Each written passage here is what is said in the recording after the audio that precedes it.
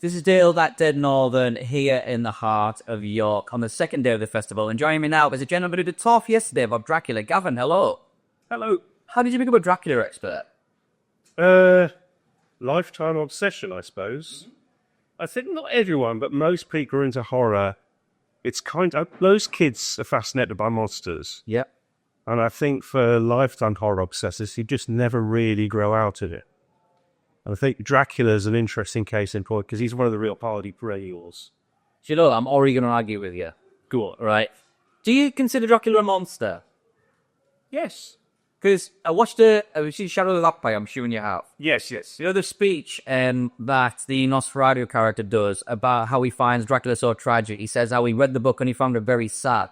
Yep. Because he sort of, this guy's Dracula had to, all of a sudden after hundreds of years, make food for someone else. He had to remember how to make food. He had to remember what wine to pick and how to cook bread and make cheese. And then he remembered his past glories and his former retainers and got very sad about what he's been reduced to. Yep. So he's not necessarily a monster. He's more of a tragic figure. Like, this is not something he asked for. He's reduced down to this, shell of what he used to be, this former glory.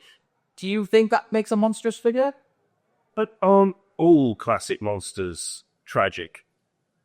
Think about it. Very good point, yeah. The Frankenstein's monster, in many ways, is kind of the hero of the story. Yeah. The mummy, in most of the more interesting iterations, has a tragic backstory. Yeah. And the werewolf, there are two different versions of the werewolf. So you have the reluctant werewolf, and I think that's most werewolf movies. But you also do have werewolves who are just really into it. Yes. They enjoy it. That's much more recent, I think, isn't it? This sort of like the underworld type thing where it's very like action based, I guess.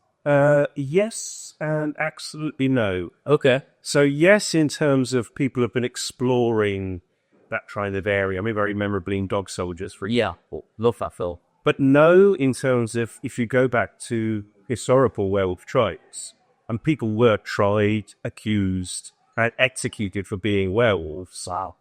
And in those cases, it's not something that's transmitted via a bite. There are no full moons, but significantly as well, the way you become a werewolf is you make a pact with the devil, and the devil will give you a lotion that would spread on yourself or a belt that you will wear. And it's something that's assumed that the werewolves themselves enjoy. Yeah. They're getting a kick out of murdering their neighbors. So it's a yes and no thing. But I think the classic monster is tragic. Yeah. And also with Dracula, you get the sort of mixture of that. Because I don't think in the novel, I don't think that version, the Stoker novel, I don't think that count is particularly tragic. He's not very nice, I suppose, is it? It's basically a sort of supernatural foreign rapist. Yeah. That's the kind of fears they're trying to, Stoker's, the sort of nerve Stoker's trying to ick. So what's your favourite sort of definitive version? Are you very much a purist of them, Bram Stoker? Because obviously over the years it's evolved. What's your favourite version of Dracula? Oh, I couldn't choose. Really? It's a mood thing. I do love the classics. I love Lugosi. In many ways, it's a flawed film. The original Dracula, some people will describe it as one of the films that has the most problems, that's had the biggest influence, and that's true to a certain extent. Christopher Lee, who can't love Christopher Lee? I think the old with Dracula was good. A lot of people forget when that first came out. They're very, really divided horror fans. A lot of horror fans hated that movie when it came out. Yeah. Whereas I think Oldman's rated it. You wear some very weird makeup and wigs, but, it's still... So I wouldn't like to choose. Oh, yeah. Maybe Christopher Lee, just because that's kind of what I grew up with. Yeah.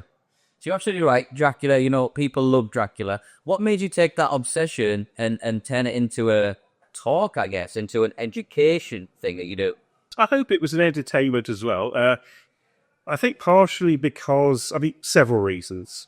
One of them is one of my more recent books was a book about Vlad the Impaler, and which I co-authored with Lafayette Woods. And we go into some detail, obviously, on sort of late medieval Eastern European history, but also go into the way in which Dracula, the interface between the historical character and the sort of the modern cultural figure. So obviously that's something that I've done a lot of research and thinking about. Last year I came to the festival here in York, and they were kind enough to say, "Would you like to give us a talk here?" And I said, "Yeah, sure." They said, "What should we do?" And I suddenly thought, I always thought it's a shame that you've got York, which is one of the best backdrops you can possibly have for something like this in the country, and that not being able to really have more of an interplay.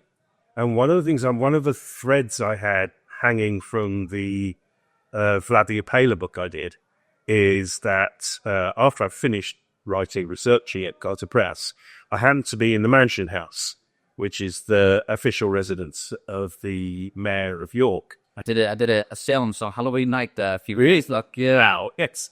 And they go up there and you'll know how amazing it is. Yeah. I mean, one of the things I love about that is that they were, in true Yorkshire style, they were too tight to pay for an architect. So it's all a bit off if you actually look. It's not. But anyway, that's not the reason why. The reason was I was in there and I noticed. Now, well, Dracula's called Dracula. It's a long story, but basically, his father was a member of a crusading order called the Order of the Dragon, or exclusive crusading order. Dracul is dragon in Valachian Romanian. Also means devil. Romanian is one of the few languages where devil and dragon are synonyms. So, and Dracula means son of or small devil or dragon. And the order has an insignia, as these crusading orders always do. And this one's very distinctive. It's a dragon with its tail curled around, wrapped around its neck, and with a stylized cross. And that's quite rare. There's very little of the Draconi Draculist insignia left. And there in the Mansion House in York was a Draculist sword. Wow. So it's enormous, great ceremonial sword with these symbols on the scab. And so I thought, what the hell is that doing there? What's the Lord Mayor of York doing with a Draculist sword? And it's a long story, and I did some digging and found whatever else. And so I just thought, I suggested to them last year, why don't you do something? Springboards off that. Yeah. And I got a sort of small discount for anyone who wanted to go along and have a look at the Draculist sword over the week. It's still there now? Oh, absolutely. And the Lord Mayor sometimes, I don't think he ever actually carries like some of those. If you ever see one of the occasional official parades, and there's someone carrying a sword, there's two official swords, and one of them might very well be the Draculist sword. Wow. It was originally owned by Sigismund, Emperor Sigismund, exchange with Henry V. I mean, I know the Mayor, and all of a sudden it's a lot cooler. There's some going to be very cool.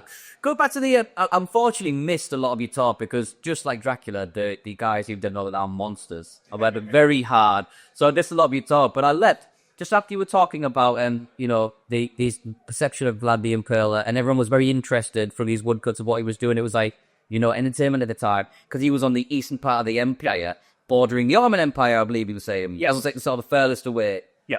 So it made me think at the time, like, did he have to be that violent to keep these people at bay because they had the most powerful empire in the world at the time? I think he said, I said the most powerful Muslim empire in the world. Did he have to do that to keep them away from invading, do you think? Was it a bit more, not as easy as he thought, it was calculated? I don't know. That's certainly the argument put forward by Romanian patriots who regard Vlad as a national hero. Yeah, because he's protected the gates, essentially, to a degree. Oh, very much so, yes. He's literally on the front lobby. Yeah. And so the argument that you need to be an absolute badass in all this, there's certainly something to that. Yeah. Though you have to bear in mind, it wasn't just the Ottoman Turks who he impaled. It was the Christians. He impaled Bulgarian civilians, German monks, children, if you believe. So everyone's got to have a hobby. This is the... Yeah, and if you can't be known as a hero... Why not? So, but yeah, I mean, that's very true. And one of the interesting things about the films... Since the Coppola Dracula really cemented the idea of the connection between the medieval warlord and the fictional count, there have been a bunch of movies that have kind of followed that. And quite a lot of them have also sort of seen this the potential to do something which, in the wake of the success of things like Lord of the Rings and Game of Thrones, could we not do a kind of Vlad Dracula where he's a swashbuckling medieval era?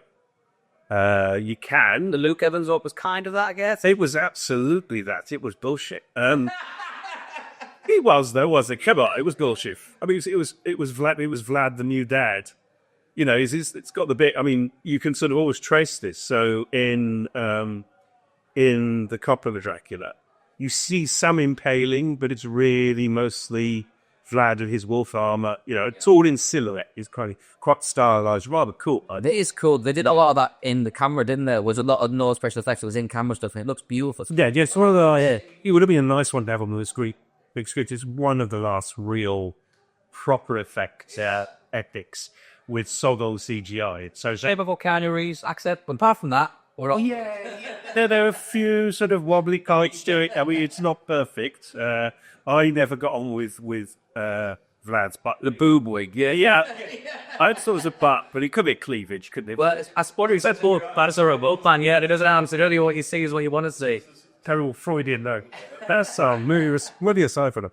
And then you then get on to, and then when you have like the Dracula Unbound, the impalement is very much, you know, he kind of had to do it, and he's sorry, and the Turks make him do it.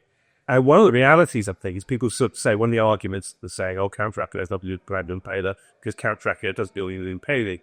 The reason there is no connection is because impalement it's a horrendous, isn't it? It's awful slow death. It's an awful slow, humiliating. There's almost a sort of kind of psychosexual humiliation underneath it. Takes forever, and I think the fact of the matter is, there's no way you could have put that into a Victorian novel. Yeah, I still don't think you could depict that accurately in a mainstream movie. Yeah, you know, you would get censored to death. You know, it'd be worse than a Serbian film if you had a movie just full of people having sort of quasi, you know, they're not that sharp, and that apparently they didn't want to be too sharp. Really? Take a while. So yeah, But a sort of harshly sharpened, greased poles being stuck up people's jacksies, you know, and it's like, you wouldn't get away with that. Yeah. So I think... so there's a censorship issue in the Victorian era, do you think? Oh, absolutely. Do you think Stoker could have written a novel where sort of, you know, and the cow thing, you know, got Jonathan Barker and we guess. Yeah, absolutely. Yeah, I agree with that, definitely. So what's next for you? You just called in the book. Are you saying what's next? I've got sort of various irons in the fire. I've got another couple of talks booked. So we've got one here, Kingsland of all places, where I do talk about Occult Zoology 101. Wow. Which is all about the crazy stuff our ancestors thought that animals could do, and you know, you would put all sorts of weird things about, and there's the crossover about robots and spirits, just doing creature feature thing, and also I'm going to be at Abattoir, and this year in Wales, and this year it's a Gothic theme, which is, you know, right up my street. You know, I do love, kind of horror I like is the stuff with monsters in, or black magic, or ghosts, yeah.